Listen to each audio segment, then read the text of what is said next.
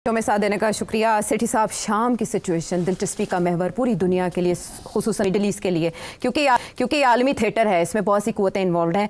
मुझे आपसे ये जानना है कि यकदम कैसे वहाँ सिचुएशन चेंज हुई, इन शॉर्ट में पूछूं, और आगे क्या होगा, इसका अगला टारगेट क्या है? जी हाँ, मैंने इसको बड़े गौर से स्टडी किया है और मैं कन्विंस्ड हूँ, यकीन है मुझे कि ये यकदम नहीं हुई।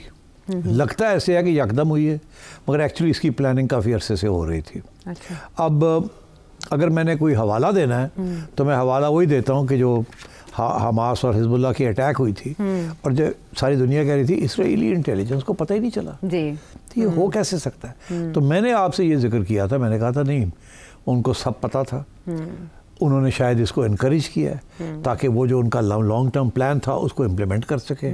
और जब ये हुआ उसके बाद उन्होंने जो करना था वो किया और वो उन्होंने कामयाब होकर दिखा दिया है। हाँ। उन्होंने फैसला किया हुआ था कि हमने गाजा से निकालना है सबको और मलियामेट कर देना है, बमबारी कर देना है और हमें सीज कर लेना है, फिर ज़रूरत पड़ेगी तो आगे भी जाएंगे और इनको हमने या सीरिया में सेटल करना है या लेबनान में या जॉर्डन में, तो देखा जाएगा क्या होगा। मगर अब ये वक्त आ गया कि इस मामले को ख़त्म करें और वो ख़त्म कैसे करेंगे, हज़म कर लें।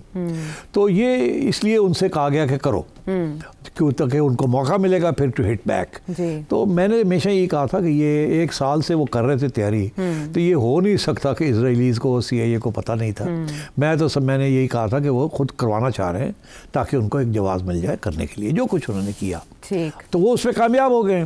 अब क्या सिचुएशन हुई है, उन्होंने ईरान को न्यूट्रलाइज कर दिया, उन्होंने हिजबुल्लाह को उड़ा के रख दिया, उन्होंने हमास को उड़ा के रख दिया। ऐसे किया ना? उनको तो मेरा ख्याल है काफ़ी सालों के पीछे धकेल दिया और अब उन्होंने फॉलो अप करते करते उन्होंने लेबनान के अंदर भी जगह ले ली, टेरिटरी खींच ली, वहाँ भी पहुँच गए हैं और ईरान के ऊपर भी हमला कर दिया और ईरान ने कोई जवाब दे नहीं सकता। उनको पता है कि थोड़ा और किया तो वो और भी कर देंगे, क्योंकि अमेरिका उनके साथ है और कुछ मिडिल ईस्ट के ममालिक हैं वो भी उनके साथ है। तो इसलिए so this whole thing has backfired on the axis of resistance जिसे कहते हैं। वो ईरान ने एक एक्सिस ऑफ रेजिस्टेंस बनाई हुई है। वो एक्सिस ये है कि Yemen, Syria, Iran and Hezbollah and Hamas, Palestine, ये एक्सिस ऑफ रेजिस्टेंस थी।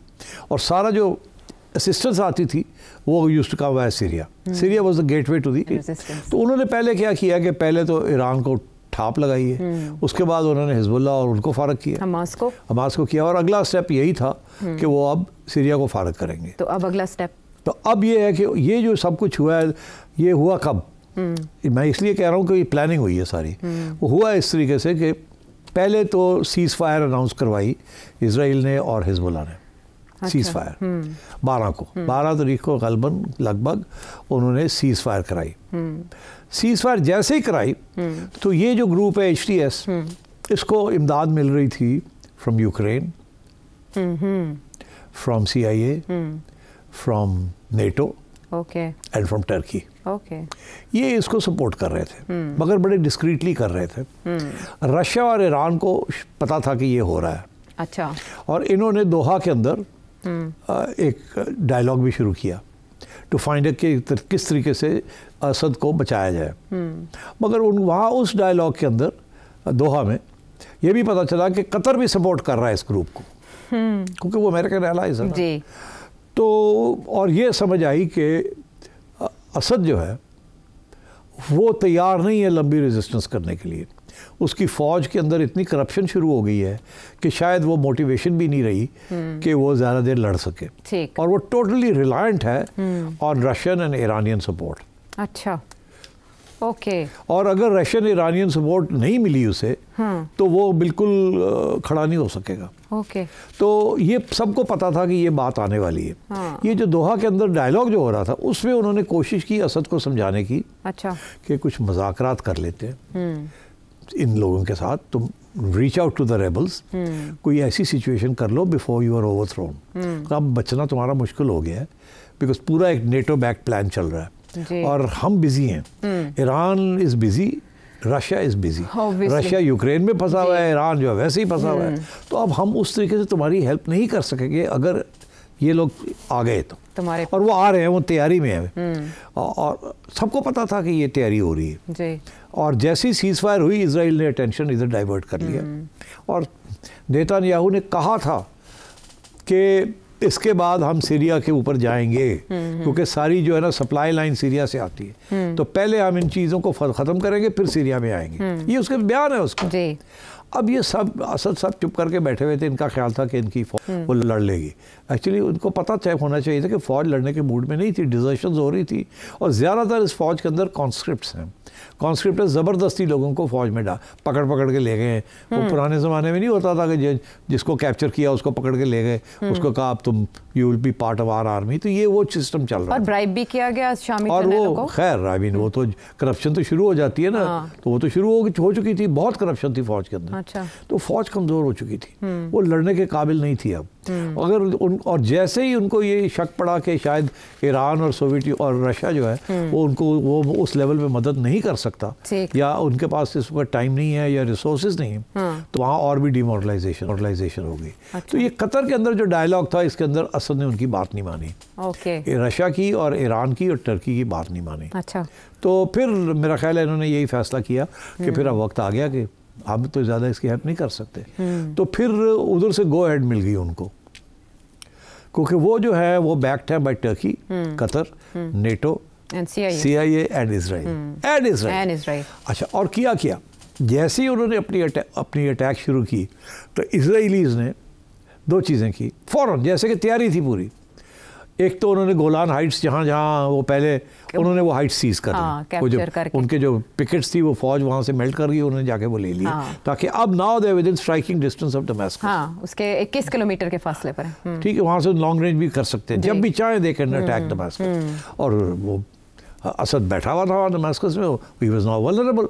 दूसरी चीज़ उन्होंने की कि इजराइल उस दिन से आज तक इजराइल अटैक कर रहा है सीरियन आर्मी पोजीशंस। 430 के करीब इंस्टॉलेशंस के ऊपर उन्होंने पिछले 4-7-8 दिन के अंदर अटैक्स किए हैं। 8 दिसंबर के और वो कह रहे हैं कि 80% सीरियन आर्मी एयरफोर्स जो है उसको डिस्ट्रॉय कर दिया। क्यों? ताकि फिर कभी खड़े ना हो सकें। ये प्लान है कि सीरिया को अब डिवाइड करना है, सीरिया को वही हशर करना है जो इराक का किया था, वही हशर करना है जो लीबिया का किया था। वो ये है कि इसको एज अ नेशन स्टेट अब नहीं रहने देना, ताकि ये कभी फ़लस्तीन के लिए कोई बेस एरिया फिर ना बन जाए, फिर ना रेजिस्टेंस हो जाए। इसीलिए उन्होंने फिर पिक एंड चूज़ किया। एक तरफ आर्मी को ख़त्म कर दिया, ताकि वो एक यूनिफाइंग फोर्स होती है ना, लड़ती है जो, उसको तो ख़त्म कर दिया, कुछ भाग गए हैं, बाकी को डिस्ट्रॉय कर दिया। और दूसरा ये कि काउंटर आर्मी जो है वो जो पहले जो टेररिस्ट जिसको कहते थे, जिसके ऊपर $10 मिलियन की हेड मनी CIA ने लगाई हुई थी, उनको अब रेबल कह रहे हैं, बागी कह रहे हैं, और उनके साथ बड़ी गपशप शुरू हो गई है। CNN के ऊपर इंटरव्यूज होने शुरू हो गए हैं और हीरो बनाया जा रहा है, उनको हीरो बनाया जा रहा है। तो अब ये है कि this is all aimed as part of the greater Israel plan. उन्होंने लेबनान में भी जगह ले ली है, उन्होंने सीरिया में भी जगह ले ली है, उन्होंने सीरिया के सारी फौज को ख़त्म कर दिया। और ये जो वहाँ 38 ग्रुप्स हैं जो कि मुख्तलिफ जगह में लड़ाई झगड़े हो रहे हैं, और मगर उन्होंने 2-3 ग्रुप्स को अपने साथ ले लिया है, उनको दमास्कस में बैठा दिया है। और अब उनको सपोर्ट मिलेगी फ्रॉम द वेस्ट। मगर इसमें जो सबसे ज़्यादा जिसको फ़ायदा होगा वो apart from NATO and west and Israel, वो टर्की का भी बहुत बड़ा स्टेक है।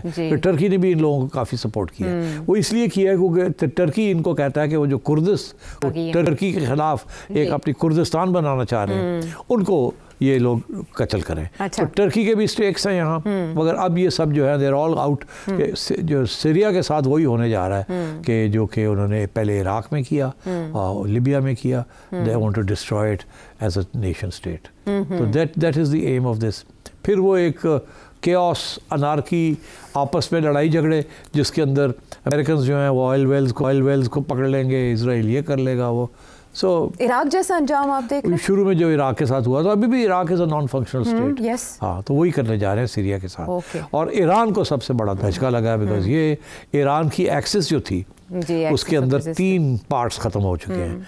एक जो रशिया विड्रॉ कर गया, दूसरा ये कि सीरिया उड़ गया, तीसरा ये कि हमास और हिजबुल्लाह जो है वो फारग हो गए या कमज़ोर हो गए। अब एक वो रह गए यमन वाले, तो उनके ऊपर भी अब अटैक और भी ज़्यादा आएगी ताकि उनको भी न्यूट्रलाइज कर दिया जाए।